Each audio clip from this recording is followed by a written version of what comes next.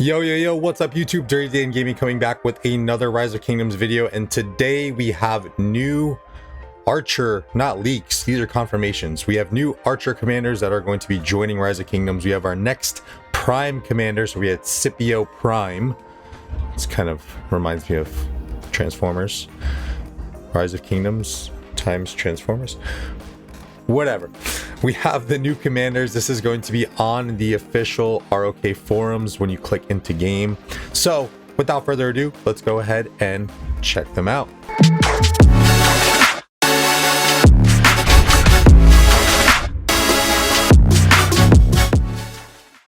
All right, so as you can see, these are going to be straight from the so as you can see, these are going to be coming straight from the forums from in-game.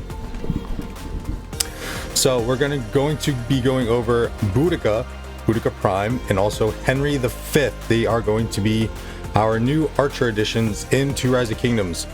I did peek at these skills earlier, and holy cow, are these two OP and probably most likely going to change the meta.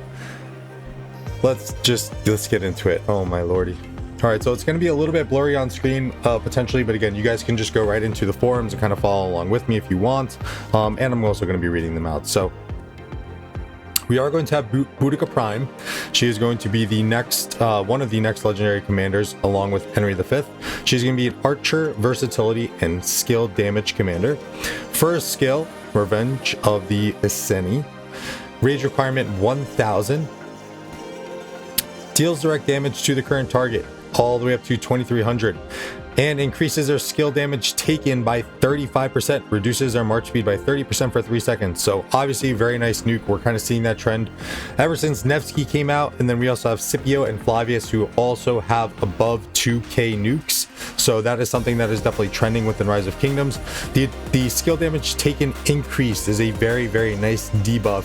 That is telling you that if you are going to be utilizing Boudica in rally situations, that she is going to want to be the primary commander, so that way the secondary commander's active skill damage is going to be getting buffed by the debuff.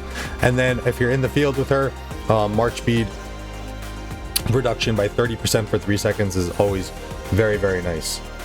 Moving on to the second skill, Unending Struggles, increases Archer units attack by 30% and their march speed by 10%. In troops led by Boudica Archer units,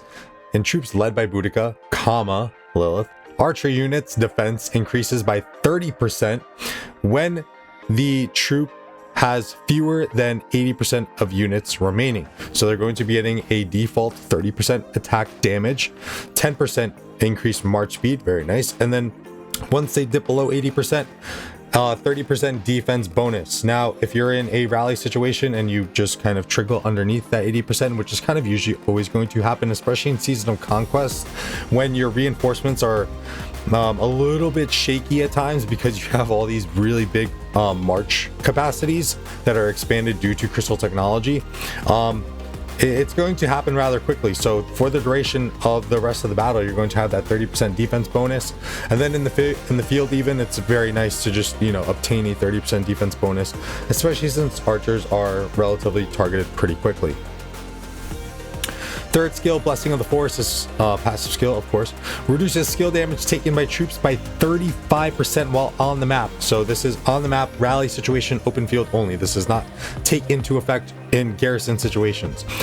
When taking skill damage for the troops' next normal attack has a 50% chance to increase by 25% and a 25% chance to increase by 50%, can trigger once every 7 seconds. So this is very similar to the skill that Epic Boudica has. I believe it's also the third skill as well, where I think with Boudica it's a straight up damage bonus. Correct me if I'm wrong. Leave a comment in the comment section down below saying, hey, Dirty, you're wrong. Shame on you. But a normal attack damage bonus of up to 25% or 50% is very nice. That's like almost Attila level normal attack damage bonus. I don't believe it says for how long damage. next normal attack has a 50% chance to increase by 20. So it looks like it's just on the next normal attack, so it's definitely not quite Attila level. For I think he's is like 5 seconds at 30% increased damage bonus, attack damage bonus, but it's still very nice nonetheless. The main thing here is that 35% reduced skill damage. Again, we're entering a very high skill damage meta, so anything that you can do, especially with archers who kind of need a little bit of that tank, this is definitely going to help them very much so. Next skill, Rage of the Seni. Increased damage dealt by archers by 10%. Default, you get it, cool. When under control effects, the troop has a 80% chance to dispel them, so that kind of falls right in line with what Flavius, I believe, is trying to do, and I think Scipio as well, whereas they're trying to kind of silence you. So if you are going to be getting silenced, you do have an 80% chance to kind of dispel that. That is very nice too, and just even that we're seeing, even what we're just seeing within Season of Conquest from what we've been playing, you have rallies going out and you have hives being set up around flags, and what players are doing is they're just sending out a Guan Yu and a Scipio, and they're swarming it with just a single troop to try and get that silencing effect onto the target, as well as obviously the health reduction from Scipio. So if you are caught in that, and we've experienced this a ton in this KVK where we're going up against 412 and one, the one that we've been streaming, that is super relevant right now. So this is a very nice counter to that effect, to kind of just 80% chance to just remove it. The silence never happened. Very, very, very nice. That's the expertise, not the fourth skill. So I jumped ahead a little bit. Thank you, Lilith, for kind of mixing them up. The fourth skill before the expertise is going to be Shield of the Ancestors. When attacking troops, troops receive healing factor of all the way up to 800 after using active skills, and after using an active skill, you get a healing. And archers deal 5% increased damage to infantry. Healing effect can only trigger once every 7 seconds. So very nice skill right there, gives you a little bit of sustain. And also, again, what we've pretty much been seeing from within the meta of things of, you know, archer to infantry damage, cav to archer damage, infantry to cav damage. We're pretty much seeing that with all the new commanders that are being released. Next, we have Henry V, the Lancastrian King Archer, conquering and support commander. I totally missed that earlier when I was looking at his skills. First skill, Divine Right. Rage requirement of 1000. Deals direct damage to the current target up to 2300 and reduces troops' skill damage taken by 30% for 5 seconds. So he's a support commander, so you're already going to be getting some of that from the support tree. On top of this active skill for 5 seconds, that's very, very nice. Again, skill damage meta that we're in, reducing skill damage, 2 thumbs up. Stacking with Boudica's here, that's 65% skill damage taken reduction. That's pretty nuts. I'm curious to see the combos that are going to be. Archers at the moment, they're looking like you're going to have some really nice playful rally options available to you. Road to the Empire, third skill. I guess I have to look at which one they're pointing to now. Third skill, Road to the Empire. When attacking strongholds and governor cities, troops deal 30% more counterattack damage and have a 10% chance to increase damage taken by the target by 30% for 3 seconds. This effect triggers once every 5 seconds. So counterattack damage, which I've been preaching to some of my friends of what archers really need. Combine this with Nebu, and I believe that's 50% counterattack damage bonus. Here we now finally have archers who are somewhat anti-swarmable. They're going to hurt a little bit more when you are going to try and swarm these down. I think that's been a problem with archer commanders in the rally meta for a pretty long time, is that you've just been able to swarm them no matter what. Now, when Henry comes into the mix, you're going to have to think about that a little bit more. Still going to be swarmable. I don't think it's up to the level of like a Pakal, but definitely going to hurt a little bit. And then you have that little bit of kind of like a semi Minamoto flare where you're getting the skill damage taken increase debuff that comes in for the 30%. Minamoto is actually damage debuff, which is a little bit better, but this with the counterattack damage and the skill damage taken increase is very nice. Welsh longbows is the second skill, increases archer attacks by 20% and their defense by 20%. They also gain 20% increased march speed outside of alliance territory. That is pretty nice. I'll take the 20% and attack and defense both as well. Those are pretty solid. Fourth skill, Battle of Agnicourt. Archers led by this commander deal 10% more damage, just straight up. I think with Nebu right there, that's 25% straight up damage. That's not VIP level, that's not crystal tech, that's just 25% additional damage coming from archers. When attacked, there is a 10% chance to deal direct damage to the target of 800. This effect triggers once every 5 seconds. More anti-swarm. More anti-swarm. This is going to be key going into the rally meta going forward. And then lastly, we have the expertise 100 Years War. When a troop's rage reaches 70%, they deal 30% more normal attack damage. Otherwise, they take 20% less normal attack damage. So once your rage hits 700, they are going to deal 30% more normal attack damage, which will stack with Boudica's passive skill that she has over there in a fourth or third skill.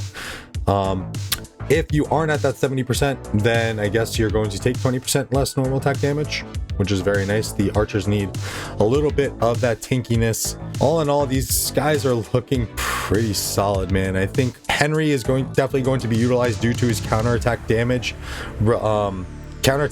bonus.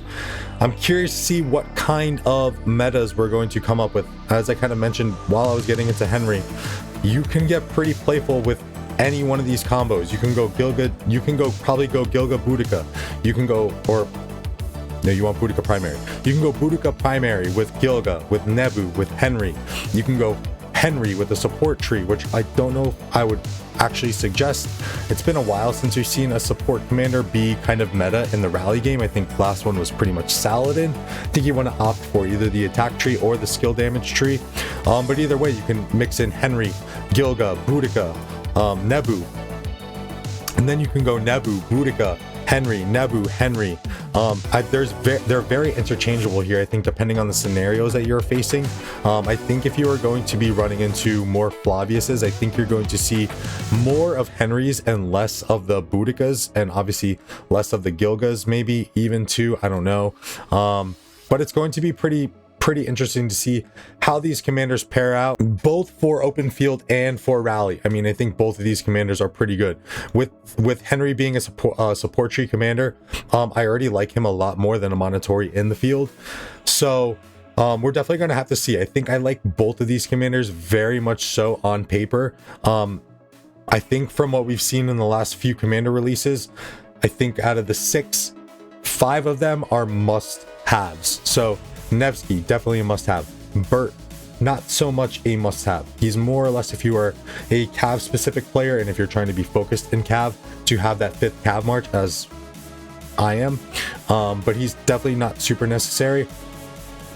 And then for infantry, you have Flavius. If you are a garrison player or if you're just infantry focused in general, he's definitely a must-have. Scipio, an absolute must-have for the field. Not so much anything else really, but also for swarming. And then Boudica and Henry V, I think they're both must-haves as well, regardless if you're archer focused or not. I think Henry will probably be the if you're like a rally lead, I think Henry will probably be the one just because of the anti-swarm capabilities that I think he's giving you. And then Boudica is just going to be a really nice commander in the field, purely for open field. Not purely for open field, you can definitely mix her in for rallies, but I think you'll see her specialize a little bit more in open field as opposed to the rallies. So definitely a lot of the meta that's coming out of these new commanders are definitely must-haves that you need to get your hands on. So we'll see how these guys perform with tests. I don't know, did it say when they're coming out? Joining the battlefield, blah blah blah, read below. It'll probably be like they said here, it'll be in the next update when we're also getting the Egyptian civilization. So there's going to be 2 more commanders that'll be coming out with that. I think I've seen things like King Tutankhamun is going to be coming into the game as well. So a lot of fast-paced releases coming on Lilith's part, so save those gold sculpts, guys. If you guys enjoyed the video, please hit the like button, subscribe if you enjoy the content. It's all totally free and helps the channel out immensely. I love you guys. Enjoy the rest of your week. Have a good one, and I'll catch you on the next. I'm out. Peace.